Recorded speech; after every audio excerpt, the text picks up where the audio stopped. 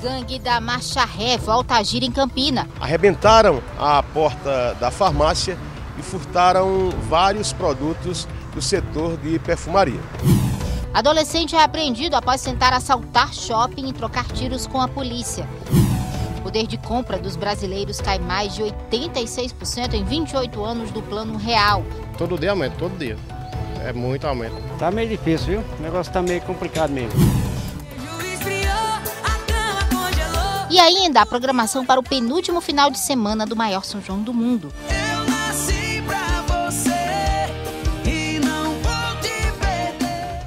Hoje é sexta-feira, 1º de julho de 2022 e o Borborema Notícias começa agora.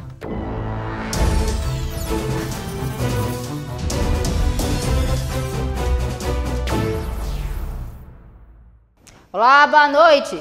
A gente abre essa edição mostrando que a Gangue da Marcha Ré voltou a agir aqui em Campina. Dessa vez o alvo foi uma farmácia no bairro da Prata. As informações que nós obtivemos em relação a essa ação aqui no bairro Prata, em Campina Grande, é que aconteceu por volta das 3 horas da madrugada. A farmácia fica localizada na rua Rodrigues Alves e os bandidos utilizaram um carro em marcha ré.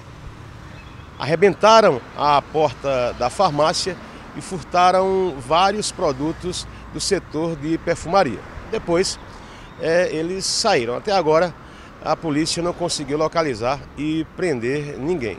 Esse tipo de ação tinha dado uma parada aqui em Campina Grande, mas é bom as pessoas ficarem em alerta, né? Aconteceu agora na Prata e a gente não sabe o que é que esse pessoal está pensando, né? Isso aconteceu, como eu falei, por volta das 3 horas da madrugada. Foi uma ação rápida e principalmente no setor de perfumaria. E um adolescente foi apreendido após tentar assaltar um shopping e trocar tiros com a polícia. Essa arma estava com um adolescente que foi apreendido pela polícia militar. Ele tinha acabado de roubar um carro de uma jovem de 26 anos de idade nas imediações de um shopping no bairro Catolé. O crime aconteceu ontem à tarde. A ação foi da Polícia Ambiental com apoio de outras guarnições. O assaltante não reagiu e, de certa maneira, não foi surpresa para a polícia se tratar de um menor envolvido em mais um crime em Campina Grande. Ele tem 16 anos de idade e fez um mês que saiu do lar do garoto, em Lagoa Seca, onde cumpriu medida socioeducativa. Não houve surpresa, o infrator é reincidente. Reincidente, ele falou alguma coisa no momento da ação da polícia? Não, ele se manteve em silêncio, consciente, né, do erro dele, mas não quis conversar com a guarnição e nesses casos não é nosso papel também fazer com que ele diga nada. Se os bandidos pensavam que a Polícia Ambiental não agiria contra os assaltantes, estão enganados, como disse a comandante da companhia, Major Luciana. Nós somos policiais militares no exercício da função. Apenas o nosso batalhão ele tem um trabalho mais voltado para o meio ambiente e também os nossos profissionais têm uma qualificação mais voltada para o manejo da legislação ambiental. O que não quer dizer que todos os outros treinamentos de um policial militar nós também temos, que são os treinamentos básicos. E sempre que houver uma situação de crime, seja ele qual for, nós tivermos em patrulhamento, certamente iremos intervir. A Polícia Civil divulgou imagens dos suspeitos da morte do estudante João Vitor Fontes da Silva, que foi assassinado com vários tiros dentro de uma sala de aula em João Pessoa. O crime aconteceu no dia 1º de junho deste ano e os suspeitos fugiram e ainda não foram localizados. As imagens mostram o momento em que os homens pulam o muro da escola e o caso segue sendo investigado pela Polícia Civil. Agora vamos falar de um assunto que precisa ser discutido. Relação sexual com menores de 14 anos é considerada estupro de vulnerável e chama a atenção o número de meninas nessa faixa etária que deram à luz na Paraíba nos últimos anos.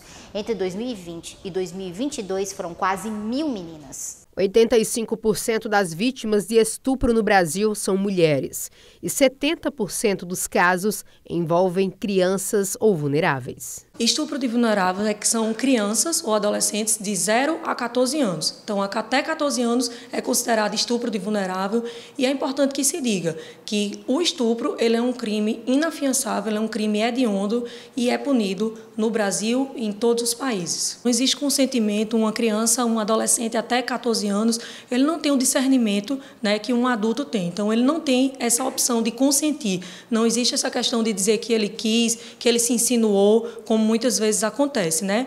70% dos casos de violência sexual acontecem no ambiente familiar ou na escola, o que aumenta o alerta para os pais e familiares de modo geral. E destaca a importância para a denúncia, que pode ser feita pelos números 190, Disque 100, 156 ou através do Disque 123. E os dados são tristes e alarmantes.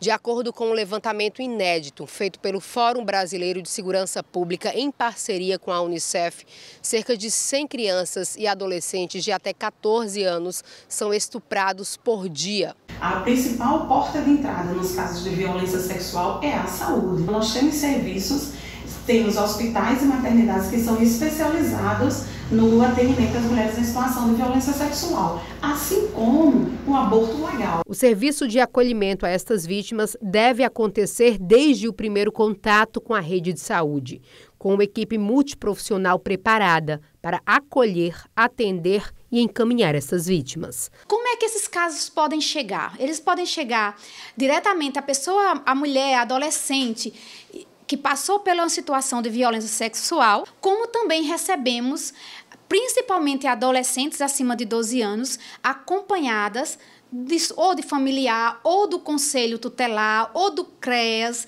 de outras instituições, né, que preservam o direito e vêm para a nossa instituição na busca de garantia de direitos. Em João Pessoa, estes atendimentos acontecem na maternidade Frei Damião, Cândida Vargas, Edson Ramalho e Arlinda Marques. Por isso que é tão importante essa equipe estar preparada, né, e estar presente a equipe como um todo. Porque nesse momento, tanto o serviço social, mas principalmente a psicologia, ela vai ter um papel fundamental aí nesse atendimento, nessa acolhida, nessa proteção, né, na busca de não vazar nenhuma informação desse atendimento como um todo. É tudo muito delicado, mas temos que ter, e buscamos isso, né, com capacitações, com aperfeiçoamentos, de que a nossa equipe realmente esteja preparada para esse atendimento. A seguir, o EPB volta a exigir uso de máscara para alunos e servidores e ainda a queda do poder de compra dos brasileiros em 28 anos do Plano Real.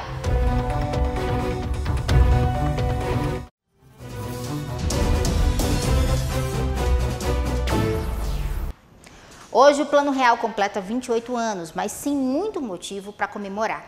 É que o poder de compra do brasileiro caiu mais de 86% ao longo desses anos. Para você aí de casa ter uma ideia, é como se a gente pegasse uma nota de R$100 e ela só valesse R$13,43. Nas ruas e principalmente na feira, a conversa é uma só. Tá tudo caro. Todo dia aumenta, todo dia. É muito aumento. Tá meio difícil, viu? O negócio tá meio complicado mesmo. Tá tudo caro. É em todo lugar, viu? Não é só aqui não, né? Todo lugar é caro. Caríssimo, caríssimo. Demais. Demais. Não sei como é que a gente vai aguentar essas coisas, não. E esse economista explica o motivo para tanta insatisfação. Então, quando os preços da economia estão aumentando, a gente tem uma inflação.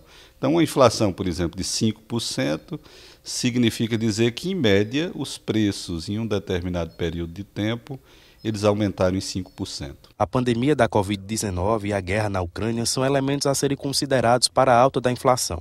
Mas Geraldo lembra que atravessamos tempos difíceis na economia antes mesmo da crise sanitária e de fatores externos.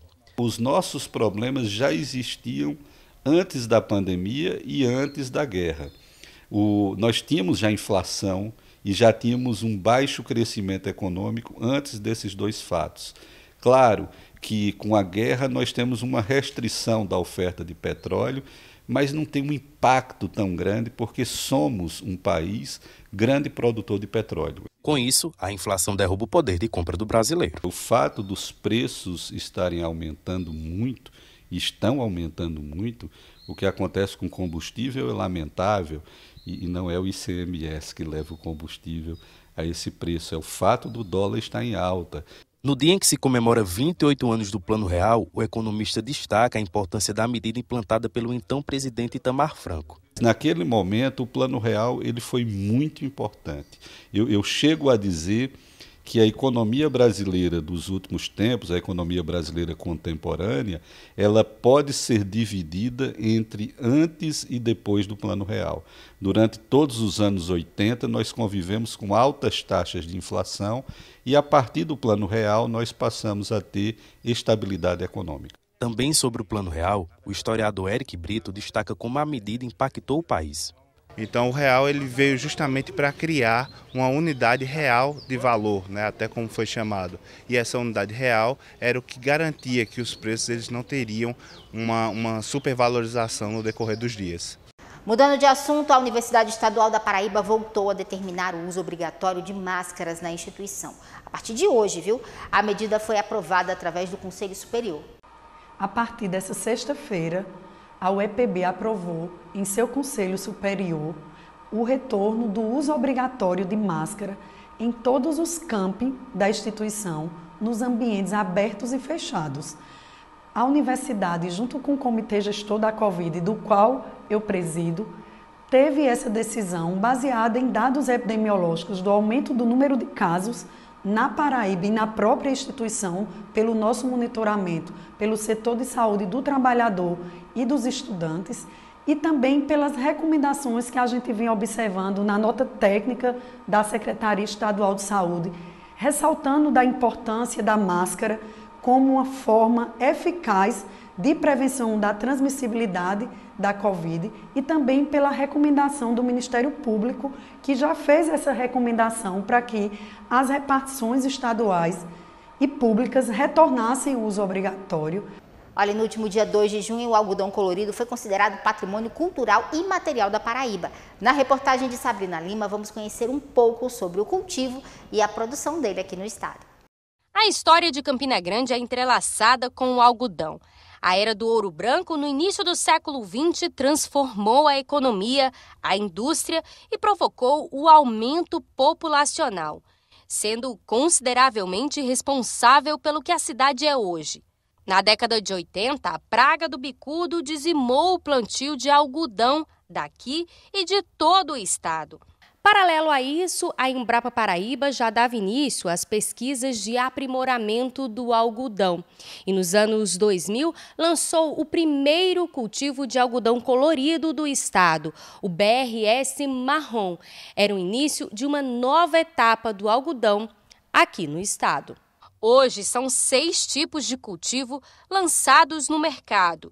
E muita pesquisa ainda sendo desenvolvida com novas estratégias de manejo e com fortalecimento de fibras. Hoje nós temos 6 cultivares lançadas com tonalidades diferentes, tonalidades marrom mais escuro, creme claro e o verde.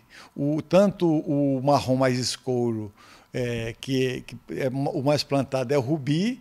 Ele tem um marrom bem escuro. E tem o jade e tem o topázio, que ele tem uma corzinha mais clara. E tem o verde também, que é uma cor que também se destaca muito. E mais recentemente, esse algodão colorido e o branco, eles passaram a ter outra característica, que é o algodão agroecológico e o algodão orgânico. Ou seja, elevou o preço, melhorou a qualidade. A Paraíba hoje é referência no Brasil na produção do algodão colorido, na produção do algodão branco e especialmente no algodão orgânico. O trabalho desenvolvido aqui ganha o mundo, orgulha os paraibanos e ganha versos.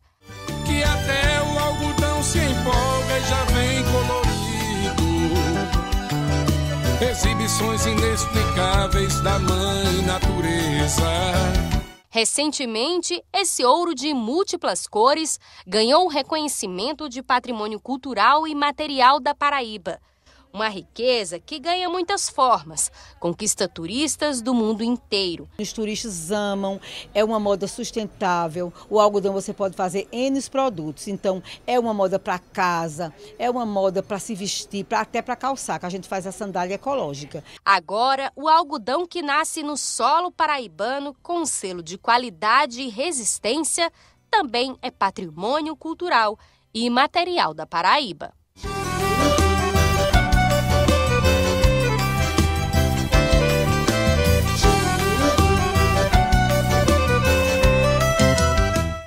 A seguir, a gente mostra as atrações do final de semana no maior São João do mundo e também, é claro, no Momento Junino.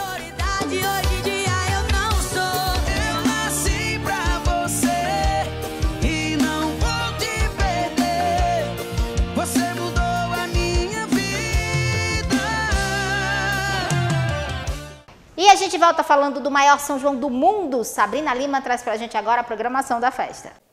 Chegamos ao penúltimo final de semana do maior São João do mundo, mas ainda tem muito forró pela frente. Hoje, aqui no palco principal, se apresentam Novinho da Paraíba, Os Três do Nordeste, Banda Cascavel e Mari Fernandes. Amanhã, sabadão, tem ainda mais forró. Donas da Farra, Cavalo de Pau, Magníficos e Zé Vaqueiro. Apresentação super aguardada na programação do maior São João do mundo. No domingo, o forró continua em grande estilo com Niedson Lua, Henri Freitas, Valdones e ela, Valquíria Santos, fechando aí o final de semana. Sabrina Lima para o Borborema Notícias. E sábado tem o penúltimo Momento Junino da temporada. No palco da Pirâmide do Parque do Povo teremos Bonde do Brasil, Banda Cascavel, Fernanda Lima e o trio Zé Ramires. A partir do 12h30, ao vivo aqui na telinha da TV Borborema, viu? Imperdível. E o Borborema Notícias fica por aqui. Um excelente final de semana para você. A gente se encontra na segunda-feira. Eu tô te esperando. Até lá!